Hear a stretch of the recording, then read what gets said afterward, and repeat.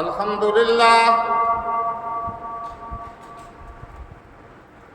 لله نحمده ونستعينه ونستغفره ونؤمن به ونتوكل عليه ونعوذ بالله من شرور أنفسنا ومن سيئات أعمالنا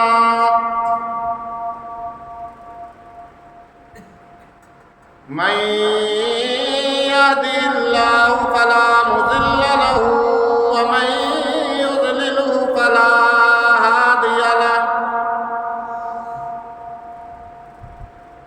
ونشهد أن لا إله إلا الله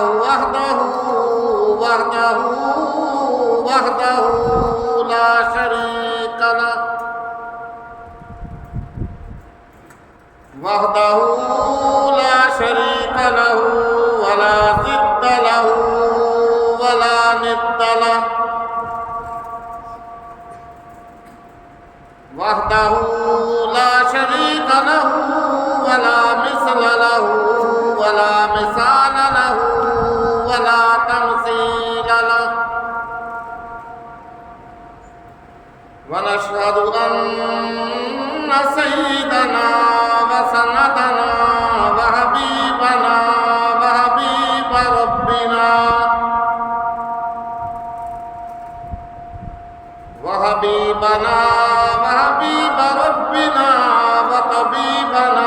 وطبيب قلوبنا ومولانا محمد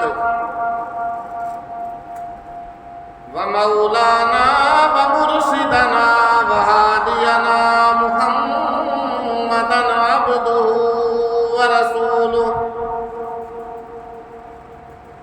أرسله الله إلى كافة للناس بشيرا ونذيرا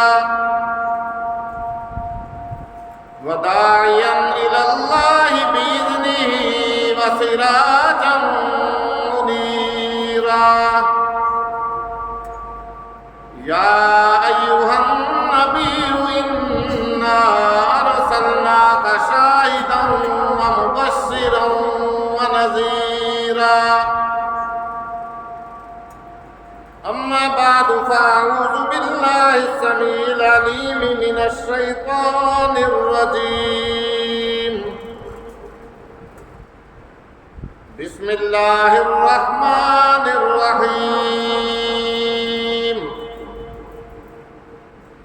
إن عدة الشهور عند الله 12 شهرا في خلق السماوات والأرض وقال الله تبارك وتعالى في مقام آخر يا أيها الذين آمنوا استعينوا بالصبر والصلاة إن الله مع الصابرين ولا تقولوا لمن يقتل في سبيل الله أموات بل أحياء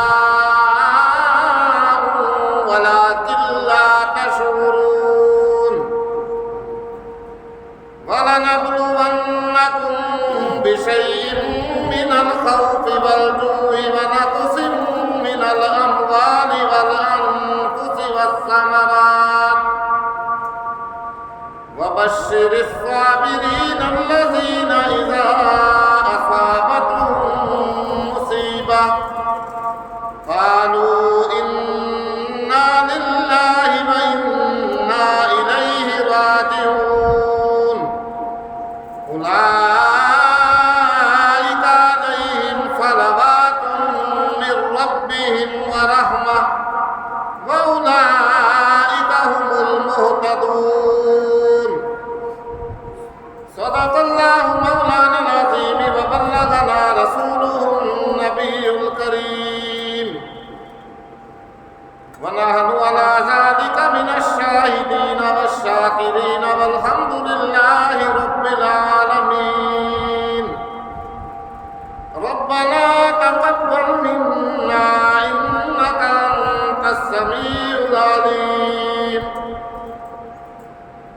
علينا إنك أنت التواب الرحيم. اللهم صل على محمد وعلى آل محمد كما صليت على إبراهيم وعلى آل إبراهيم إنك حميد مجيد. اللهم بارك على محمد وعلى آل محمد كما باركت على إبراهيم وعلى آل إبراهيم إنك حميد مجيد. هو الحبيب الذي ترجى شفاعته لكل هول من الأهوال مقتحم. يا رب صل وسلم دائما أبدا على حبيبك خير الخلق كلهم. سبحانك لا علم لنا إلا ما علمتنا إنك أنت العليم الحكيم. رب اشرح لي صدري ويسر لي أمري واحلل عقدة من لساني يفقهوا قولي. اللهم رب زدني علما اللهم رب زدني علما اللهم رب زدنا علما.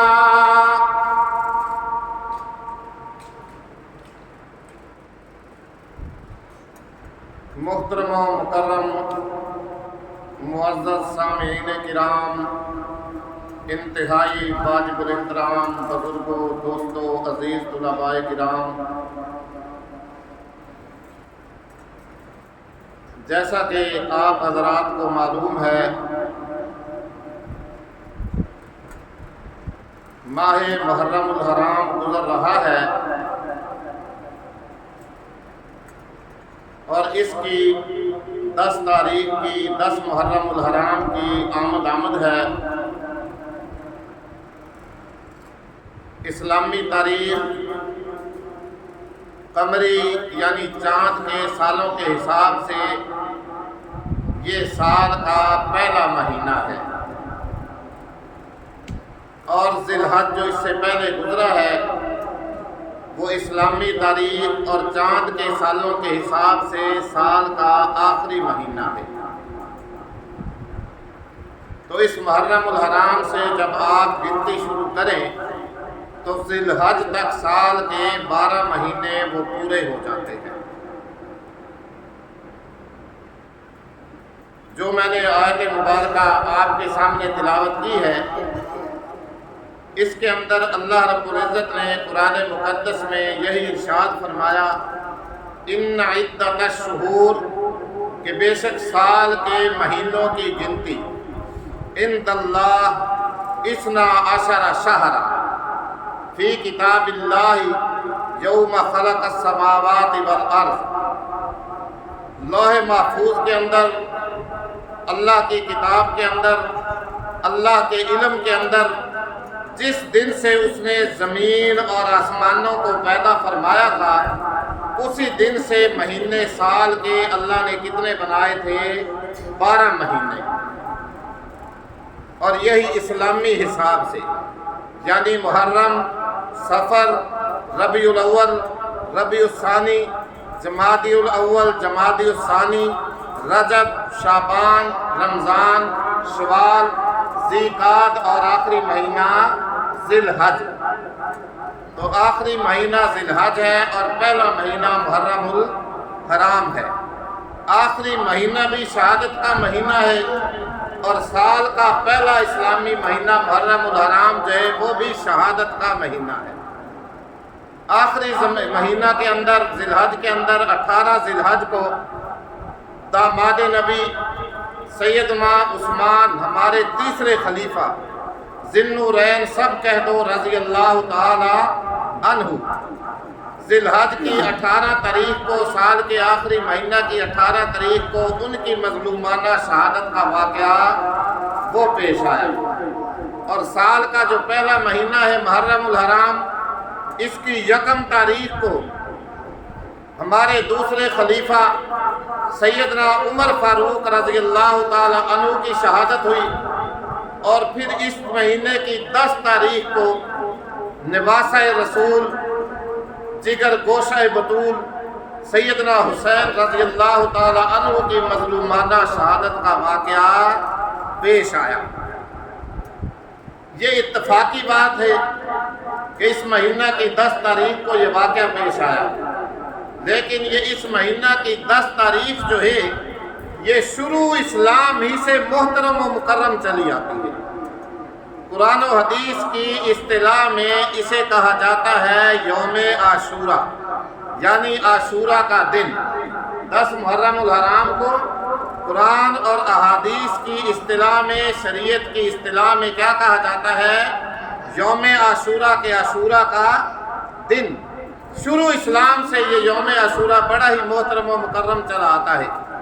آج ہی میں علامہ ضیاء الرحمن فاروقی سب کہہ دو رحمۃ اللہ علیہ، اللہ ان کی قبر پہ کروڑوں رحمتیں نازل فرمائے، ان کی کتاب کے اندر میں پڑھ رہا تھا، انہوں نے لکھا ہے کہ اسی مہینہ کی 10 تاریخ کو یعنی یوم عاشورہ کو سیدنا آدم علیہ السلام کی توبہ قبول ہوئی، اور اسی مہینہ کی 10 تاریخ کو سیدنا نوح علیہ السلام کی طوفان نوح کے اندر کشتی جو تھی وہ چلتی چلتی جودے پہاڑ پہ اتاری گئی، اور اسی مہینہ کی 10 تاریخ کو انہوں نے لکھا ہے سیدنا ابراہیم خلیل اللہ علیہ السلام کو جنتی لباس عطا فرمایا گیا، اور سید عائشہ صدیقہ رضی اللہ تعالی عنہ کے حوالے سے انہوں نے لکھا ہے کہ اسی مہینہ کی 10 تاریخ کو اہل مکہ المکرمہ والے بیت اللہ شریف کا کعبۃ اللہ کا غلاف تبدیل کیا کرتے تھے۔ بہرحال بہت سارے فضائل اس کے احادیث میں آئے ہیں، اور اسی مہینہ کی اس 10 تاریخ کو یوم عاشورہ کو سیدنا موسیٰ علیہ السلام اور ان کی قوم بنی اسرائیل کو فرعون کی مصیبتوں سے، پریشانیوں سے، فرعون کی چیرہ دستیوں سے، فرعون کے چنگل سے ان کو نجات ملی اسی 10 تاریخ۔ اسی لیے یہود مدینہ کے یہودی جو تھے وہ اس دن کا 10 محرم الحرام کا یوم عاشورہ کا روزہ رکھا کرتے تھے، اور ایک روایت میں آتا ہے کہ جب تک رمضان المبارک کے روزے فرض نہیں ہوئے تھے، اس 10 محرم الحرام کا یوم عاشورہ کا روزہ جو تھا وہ کیا تھا؟ فرض تھا۔ پھر جب رمضان المبارک کے روزوں کی فرضیت نازل ہو گئی تو اس یوم عاشورہ کے روزے کی فرضیت جو تھی وہ منسوخ ہو گئی۔ تو یہود مدینہ اس دن کا روزہ رکھا کرتے تھے۔ صحابہ کرام رضوان اللہ تعالی علیہم اجمعین نے جب یہ دیکھا کہ یہ اس خوشی کے اندر کہ موسیٰ علیہ السلام کو اس دن فرعون کے چنگل سے نجات ملی تھی، یہود مدینہ روزہ رکھتے ہیں، تو عرض کی یا رسول اللہ صلی اللہ علیہ وسلم، پھر ہم تو موسیٰ کے زیادہ قریب ہیں، ہمیں بھی چاہیے کہ ہم بھی اس دن کا روزہ رکھ لیا کریں، آپ ہمیں اجازت دیں۔ تو اللہ کے نبی صلی اللہ علیہ وسلم نے فرمایا بھئی ٹھیک ہے، ہمیں یہود کی مخالفت کرنا چاہیے، آئندہ سال اگر میں زندہ رہا، میری زندگی ہوئی، تو ہم 1 دن کے بجائے 2 دن کا روزہ رکھا کریں گے، محرم الحرام کی تاریخ کا 2 دن کا روزہ رکھا کریں گے۔ اسی بنا پہ فقہائے اہل سنت والجماعت کا یہ مسئلہ ہے کہ جس آدمی نے محرم کے روزے رکھنے ہوں وہ 1 10 کے بجائے 2 روزے رکھے، یا 9 اور 10 کا رکھے، یا پھر 10 اور 11 کا رکھے۔ جو آدمی روزہ رکھنا چاہتا ہے نا وہ 9 اور 10 محرم کا رکھے، یا پھر 10 محرم الحرام اور 11 محرم الحرام کا 2 دن کے روزے رکھے۔ اللہ کے نبی صلی اللہ علیہ وسلم نے فرمایا کہ مجھے امید ہے کہ جو آدمی 10 محرم الحرام کا روزہ رکھتا ہے اللہ تعالیٰ اس کے گزشتہ سال کے سارے گناہ معاف فرما دیتا ہے۔ یہ تو شرعی بات ہو گئی۔ اس کے ساتھ ساتھ ایک دنیاوی بات بھی بعض علماء نے لکھی ہے کہ جو آدمی یوم عاشورہ کے دن اپنے اہل و عیال پہ خرچ کرنے میں خوب وسعت سے کام لے گا، زیادہ سے زیادہ اس دن اپنے بچوں پہ، اپنی بیوی پہ، اپنے اہل و عیال پہ خرچ کرے گا، اللہ تعالیٰ سارا سال اس کے رزق میں خوب برکتیں عطا فرمائے گا۔ یہ بہرحال دنیاوی معاملہ ہے، روزہ رکھنے والا شرعی معاملہ ہے۔ اس کے ساتھ ساتھ بہت سارے خرافات ہم لوگوں نے اپنی طرف سے گھڑی ہوئی ہیں، بہت ساری بدعات اپنی طرف سے گھڑی ہوئی ہیں، جن کے ساتھ شریعت کا کوئی بھی دور دور کا تعلق اور واسطہ نہیں ہے۔ ابھی کل آپ دیکھیں گے ماشاءاللہ مرد بھی زرق برق لباس پہن کر کے، ہماری مائیں، ہماری بہنیں، ہماری بیٹیاں بھی، قبرستان کے پاس ایک میلہ لگا ہوا ہوگا، قبروں میں جا جا کے آپ دیکھیں، کوئی پھول ڈال رہا ہے، کوئی دالیں پھینک رہا ہے، کوئی چیز پھینک رہا ہے، کوئی کچھ پھینک رہا ہے۔ شریعت کا حکم جو ہے قبرستان جانے کا وہ مردوں کے لیے ہے، اور وہ بھی اللہ کے نبی صلی اللہ علیہ وسلم نے فرمایا کہ ہر مسلمان کو چاہیے روزانہ قبرستان جایا کرے، روزانہ قبرستان جائے۔ اگر روزانہ نہیں جا سکتا تو کم از کم 8ویں دن جمعہ والا ضرور اپنے دوست و احباب، رشتہ دار، اعزاء اقربا، والدین، بہن بھائی، جو بھی جس کے فوت ہو چکے ہوں، ان کی قبر پہ 8ویں دن جا کر کے اسے چاہیے کہ وہ ضرور حاضری دے، تاکہ اس کو بھی اپنی قبر اور اپنی موت یاد رہے۔ لیکن ہم نے کیا کیا، پتہ نہیں 10 کی کون سی خصوصیت ہے، ہم نے کہیں نہیں پڑھا، نہ حدیث میں آیا ہے، نہ قرآن میں آئی ہے یہ بات، نہ کسی اولیاء سے ثابت ہے، نہ شریعت نے کہیں لکھی ہے، نہ فقہا نے یہ بات لکھی ہے کہ اس دن کوئی قبرستان جانے کی خاص فضیلت ہے۔ اور پھر عورتیں ماشاءاللہ بڑھ چڑھ کے حصہ لے رہی ہوتی ہیں۔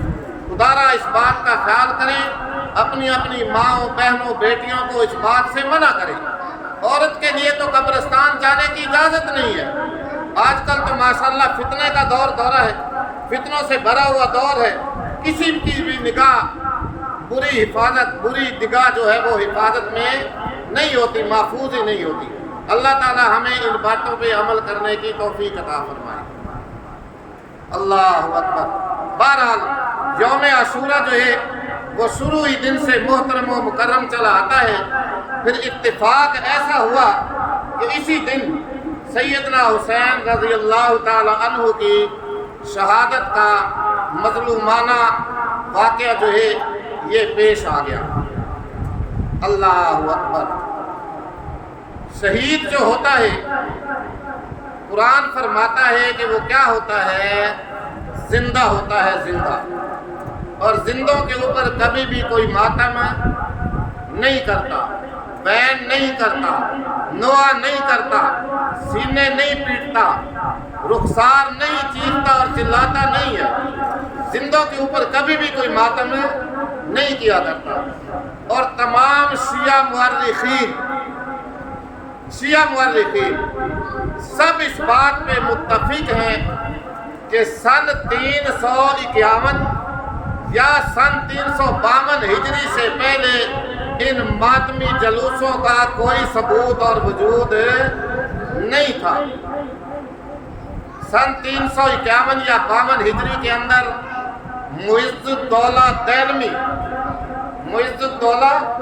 دیلمی ایک بادشاہ گزرا ہے، اس نے سن 352 یا 51 ہجری کے اندر لوگوں کو حکم دیا کہ بغداد کے بازار بند کر دیے جائیں، نان بائی روٹیاں پکانا بند کر دیں، سارا دکانیں بند کر دی جائیں، اور عورتیں جو ہیں وہ آ کر کے اپنے بال نوچیں، اپنے رخسار نوچیں، اپنے گریبان پھاڑیں، اور مرد جو ہے وہ بھی آ کر کے ماتمی جلوس نکالیں۔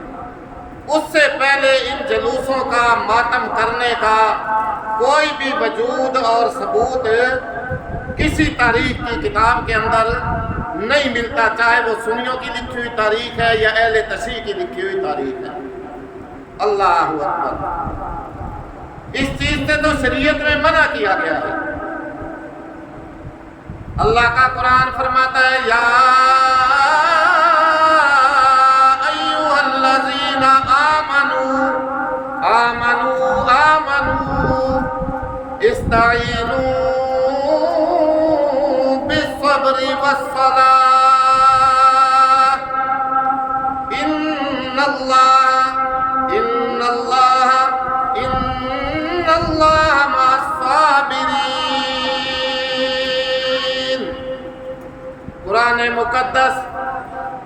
اس کا دوسرا سپارہ، تیسرے رکوع کی ابتدائی آیات، ترجمہ پڑھ کر کے دیکھیے، ترجمہ اٹھا کر کے دیکھیے۔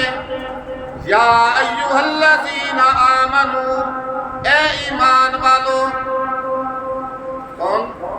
اے ایمان والو، استعینوا بالصبر والصلاۃ، جب کوئی مصیبت آ جائے، پریشانی آ جائے، دل کو درد پہنچ جائے، کسی قسم کا غم پہنچ جائے، استعینوا بالصبر والصلاۃ، تو اللہ سے مدد مانگو صبر کے ذریعے اور نماز کے ذریعے۔ کس کے ذریعے؟ صبر کے ذریعے اور نماز کے ذریعے۔ طریق اٹھا کر کے دیکھیے، آج ہم سارے دعویٰ کرتے ہیں، ایک کہتا ہے میں بھی پانی کی سبیل لگا دی، میں بڑا عاشق حسین، دوسرا کہے گا میں نے دودھ کی سبیل لگا دی، میں بہت بڑا حسینی۔ لیکن تاریخ اٹھا کے دیکھیے، سیدنا حسین رضی اللہ تعالی عنہ کا نمونہ پڑھیے، شہید ہونے سے پہلے اللہ اکبر نواسۂ رسول جگر گوشے بطول نے اللہ کے دربار کے اندر میدان کربلا میں، میدان کارزار میں سب سے پہلے نماز ادا فرمائی۔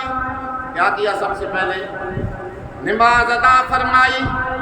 اس کے بعد اللہ کے راستہ کے اندر اپنی جان کا نذرانہ عقیدت پیش کیا، اپنے سامنے بیٹے شہید کرائے، 72 تن شہید کرائے، لیکن کسی کی بھی موت پہ، شہادت پہ کوئی ماتم نہیں کیا، کوئی نوحہ نہیں کیا، کوئی سروں کے اندر خاک نہیں ڈالی، کوئی گریبان نہیں پھاڑے، کوئی چیخنا اور چلانا شروع نہیں کیا، بلکہ اللہ کے قرآن کی آیت کے مطابق صبر کیا، صبر، اور نماز سے اللہ تعالیٰ سے مدد حاصل کی۔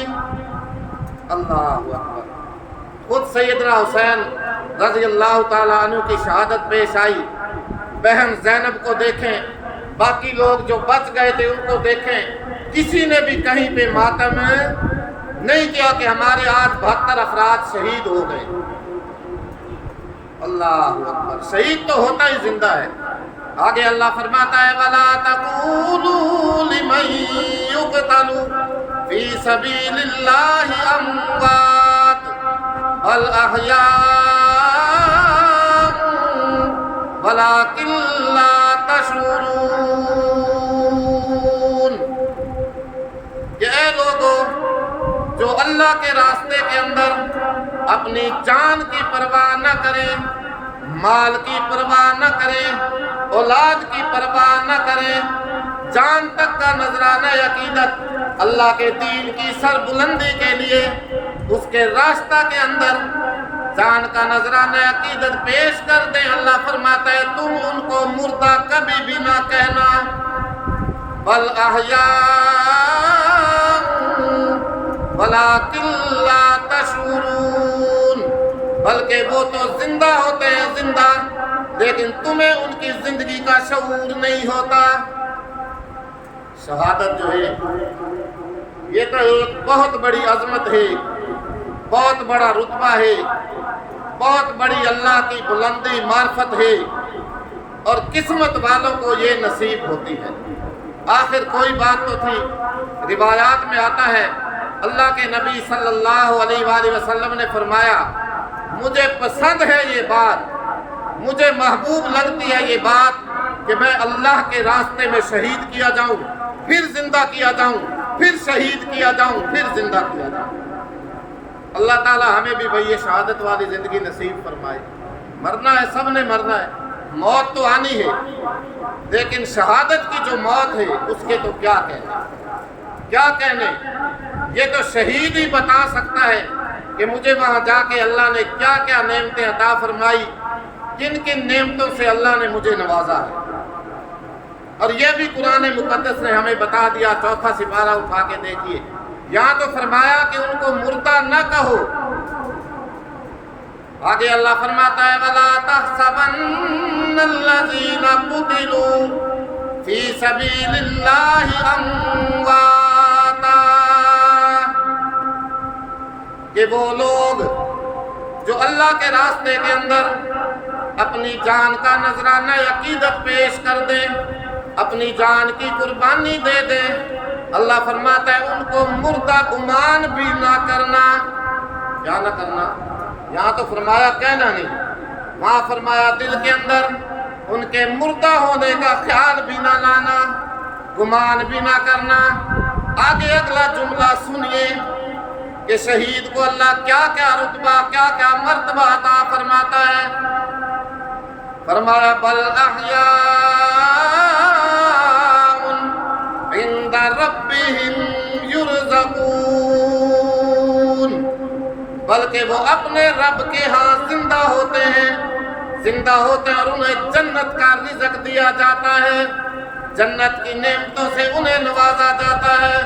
فرحین بما آتاہم اللہ من فضلہ، اللہ نے جو جو نعمتیں انہیں عطا فرمائی، جو جو انعام عطا فرمایا، اللہ اکبر، اس کے اوپر وہ اللہ کے ہاں خوشیاں منا رہے ہوتے ہیں۔ تو شہادت تو بھائی بہت بڑا رتبہ ہوتا ہے۔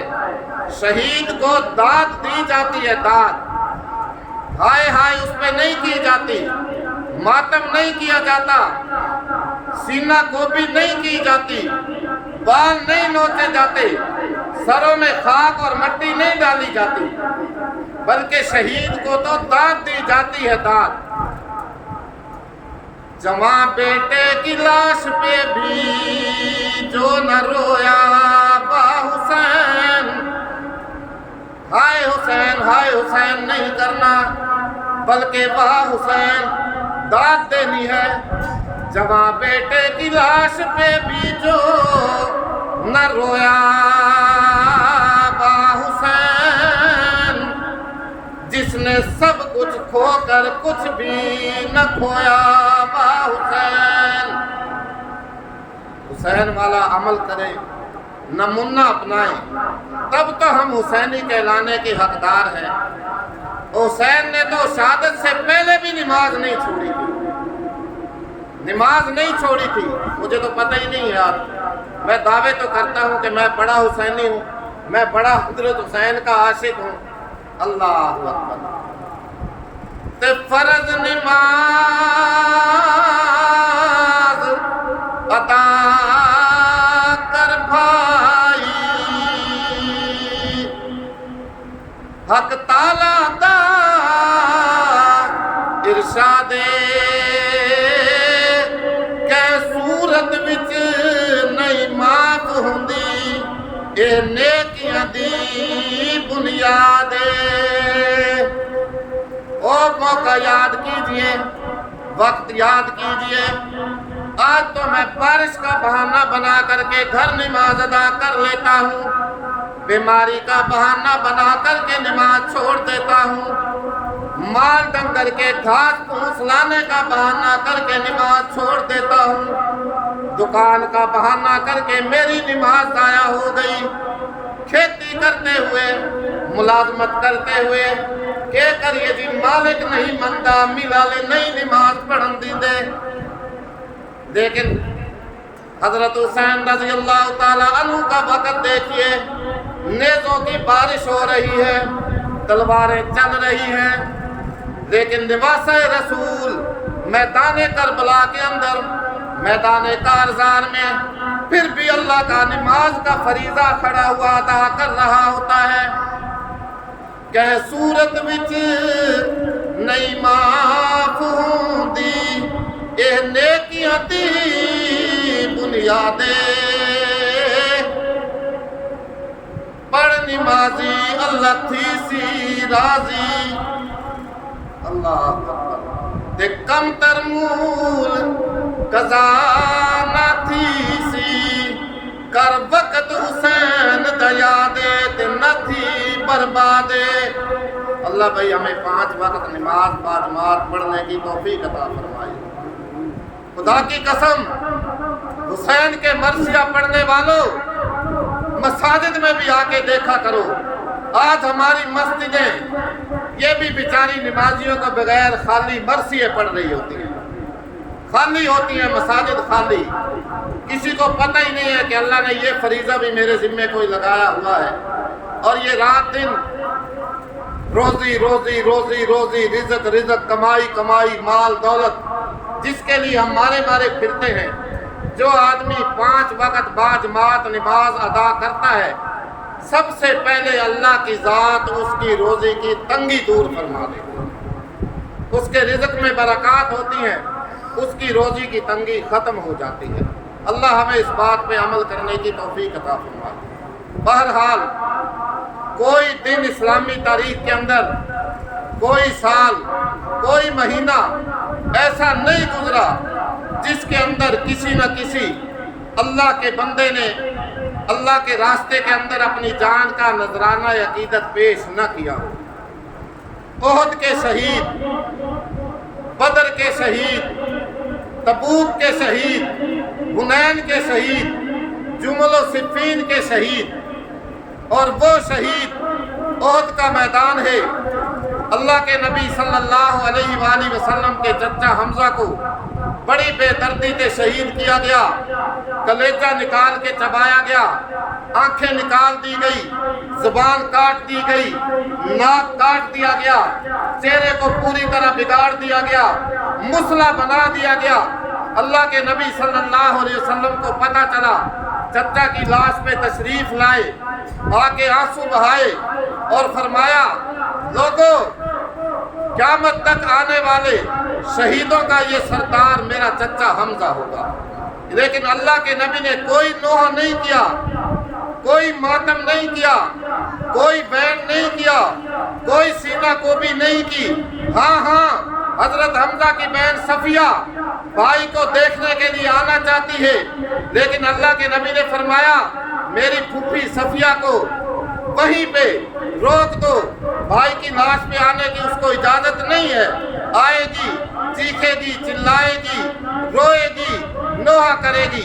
بہن کو جب پتہ چلا تو عرض کی، اللہ کے نبی کو میرا پیغام دے دو، یا رسول اللہ میں رونے کے لیے نہیں آؤں گی، چیخنے چلانے کے لیے نہیں آؤں گی، بلکہ میں تو اپنے بھائی کو شہادت کی دعوت دینے کے لیے آؤں گی، میں چیخنا نہیں چاہتی ہوں. بہرحال وقت آپ کا ہو گیا ہے. تو شہید جو ہوتا ہے وہ زندہ ہوتا ہے، اللہ کے ہاں اسے رزق دیا جاتا ہے، ان پہ ماتم بین اور نوحہ نہیں کیا جاتا. اللہ عمل کی توفیق عطا فرمائے.